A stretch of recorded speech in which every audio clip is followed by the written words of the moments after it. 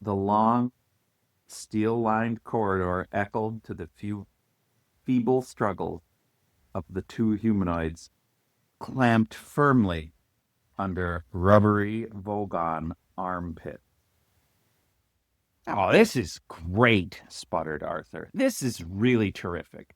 Let go of me, you brute. And the Vogon guard dragged him on.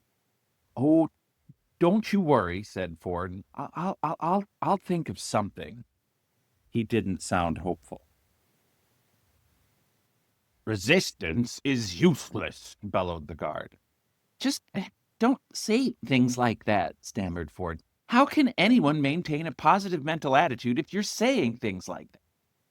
Oh, my God, complained Arthur. You're talking about a positive mental attitude, and you haven't even had your planet demolished today. I woke up this morning and I thought I'd have a nice, relaxed day, do a bit of reading, brush the dog, and now it's just after 4 in the afternoon, and I'm already being thrown out of an alien spaceship 6 light years from the smoking remains of Earth. He sputtered and gurgled as the Volgon tightened his grip.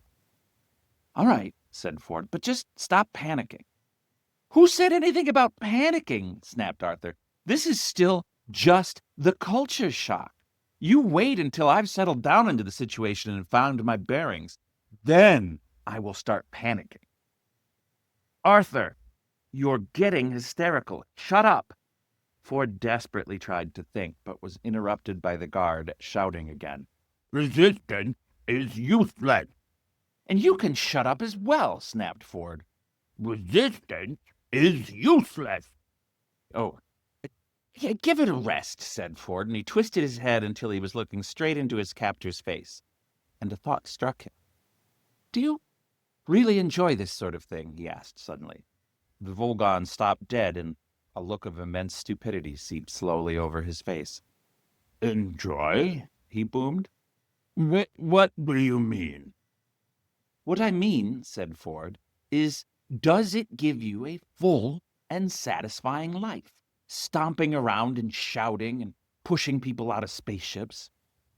The Volgon stared up at the low ceiling, and his eyebrows almost rolled over each other. His mouth slacked, and finally he said, Well, the hours are good. Well, they'd have to be, agreed Ford. Arthur twisted his head around to look at Ford. Ford, what are you doing? He asked in an amazed whisper. I'm just trying to take an interest in the world around me, okay? He said. So the hours are pretty good then? The Vogon stared down at him as sluggish thoughts moiled around in the murky depths. Yeah, he said, but now you come to mention it, most of the actual minutes are pretty lousy. Except, he thought again, which required looking at the ceiling. Except some of the shouting. Some of the shouting I quite like. He filled his lungs and bellowed. Resistance is... Yes, yes, interrupted Ford hurriedly. You're very good at that, I can tell. But if it's mostly lousy, he said, slowly giving the words time to reach their mark, then why do you do it? What is it? The girls? The leather? The machismo? Or do you just find that coming to terms with the mindless tedium of it all presents an interesting challenge? Arthur looked backward and forward, between them, in bafflement. Said the guard. I don't know. I think I just sort of do it, really. My aunt said that spaceship guard was a good career for a young Vogon, the uniform and the low-slung stun ray holster and the mindless tedium. And there you are, Arthur, said Ford with the air of someone reaching the conclusion of his argument. You think you've got problems. Arthur rather thought he had. Apart from the unpleasant business with his home planet, the Vogon guard had half-throttled him already, and he didn't like the sound of being thrown into space very much. Try and understand his problem, insisted Ford. Here he is, poor lad. His entire life's work is stamping around and throwing people off spaceships and shouting, sure, said, patting the blubbery arm clamped around his neck in friendly condescension. He doesn't even know why he's doing it. Arthur agreed. This was very sad, and he did this with a small, feeble gesture because he was too asphyxiated to speak. Deep rumblings of bemusement came from the guard. Well, now that you put it like that, I suppose. Good lad, encouraged Ford. But, all right, went on the rumblings. What's the alternative? Well, said Ford, brightly, but slowly. Stop doing it, of course. You tell them, he went on, you're not going to do it anymore. He felt he ought to add something to that, but for the moment the guard seemed to have his mind occupied pondering that much.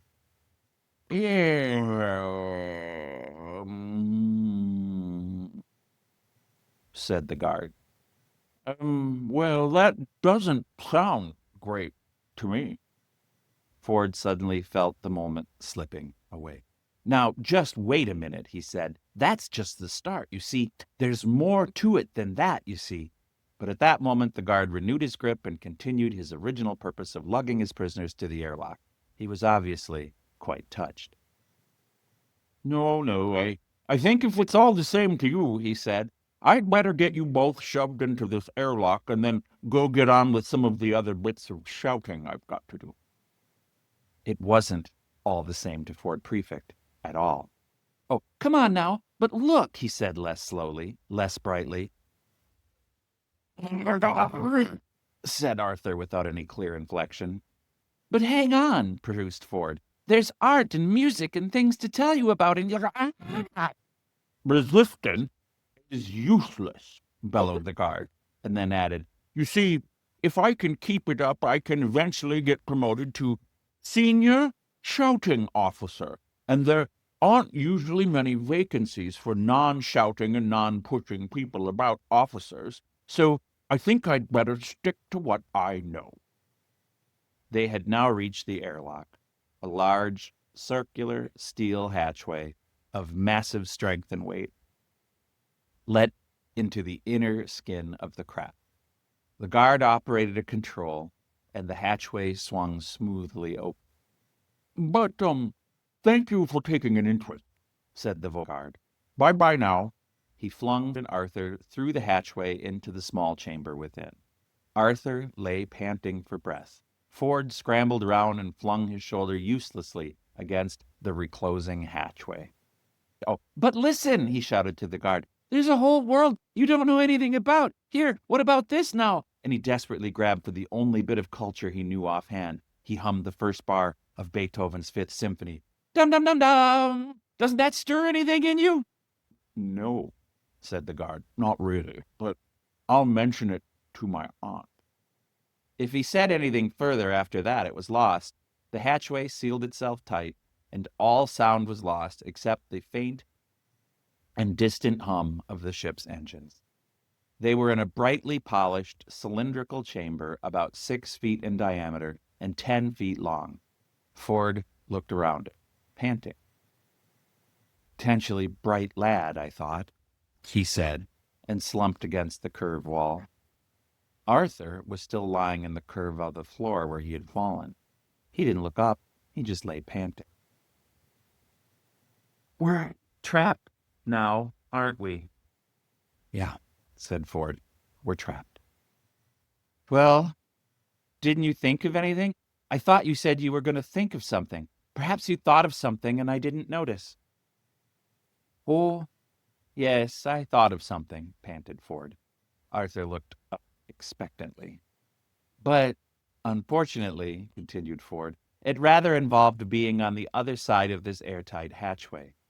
He kicked the hatch they'd just been thrown through. But it was a good idea, wasn't it? Oh, yeah, very neat. What was it? Well, I hadn't worked out the details yet. There's not much point now, is there? So, what happens next? Asked Arthur. Oh, well, the hatchway in front of us will open automatically in a few minutes, and then we'll shoot out into deep space, and I expect we'll asphyxiate. If you take a lungful of air, you can last for up to 30 seconds, of course, said Ford. He stuck his hands behind his back, looked raised his eyebrows up and started to hum an old Beetlejuicean battle hymn. To Arthur's eyes, he suddenly looked very alien. "So this is it," said Arthur. We're going to die." "Yeah, except—" "No, wait a minute." He suddenly lunged across the chamber at something beyond Arthur's line of vision. "What's this switch?" he cried. "What? Where?" cried Arthur, twisting around. "No, I was only fooling," said Ford. "We're gonna die." He slumped against the wall again and carried off the tune from where he left off. "You know," said Arthur, "it's at times like this, when I'm trapped on a Vogon airlock with a man from Beetlejuice and about to die of asphyxiation in deep space, I really wish I would have listened to what my mother told me when I was young." "Oh, what did she tell you?" "I don't know. I wasn't listening." "Oh," Ford carried on humming. "Well, this is terrific," Arthur thought to himself. "Nelson's column has gone. McDonald's is gone. All that's left is me and the words 'mostly harmless.' And any second, all that will be left is 'mostly harmless.' And yesterday the planet seemed to be going so well." A motor whirred, a slight hiss into the deafening roar of rushing air as the outer hatchway opened onto an empty blackness, studded with a tiny, impossibly bright point of light. Ford and Arthur popped into outer space like corks from a toy gun.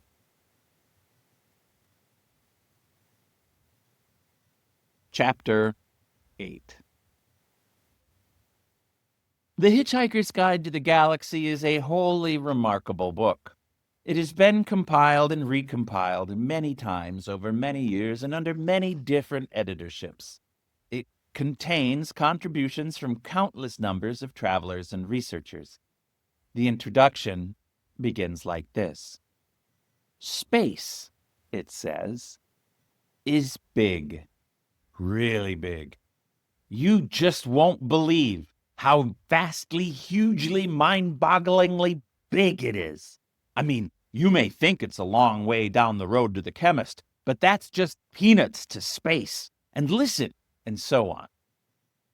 After a while, the style settles down a bit and begins to tell you things you really need to know, like the fact that the fabulously beautiful planet Bethlehem is now so worried about cumulative erosion from the 10 billion visiting tourists a year that any net imbalance between the amount you eat and the amount you excrete while on the planet is surgically removed from your body weight when you leave. So every time you go to the laboratory there, it is vitally important that you get a receipt. To be fair, though, when confronted by the sheer enormity of the distances between the stars, better minds than the one responsible for the guide's introduction have faltered. Some invite you to consider for a moment a peanut in Reading and a small walnut in Johannesburg and other such dizzying concepts. The truth is that interstellar distances will not fit into the human imagination. Even light, which travels so fast that it takes most races thousands of years to realize that it travels at all, takes time to journey between the stars. It takes 8 minutes to journey from the stars to the place where the Earth used to be, and 4 more years for the light to arrive at the nearest stellar neighbor, Alpha Proxima. For light to reach the other side of the galaxy, for it to reach Damogran, for instance, it takes rather longer, 500,000 years. The record for hitchhiking this distance is just under 5 years. You don't get to see much on the way. The Hitchhiker's Guide says that if you hold a lungful of air, you can survive in the total vacuum of space for about 30 seconds.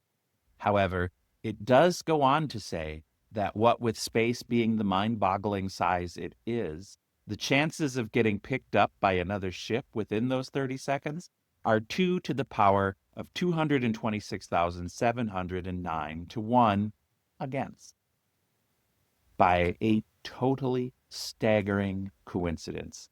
That is also the telephone number of an Islington flat where Arthur once went to a very good party and met a very nice girl who he totally failed to get off with.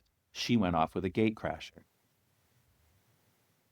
So, though the planet Earth, the Islington flat, and the telephone have all now been demolished, it is comforting to reflect that they are in some small way commemorated by the fact that 29 seconds later, Ford and Arthur were rescued.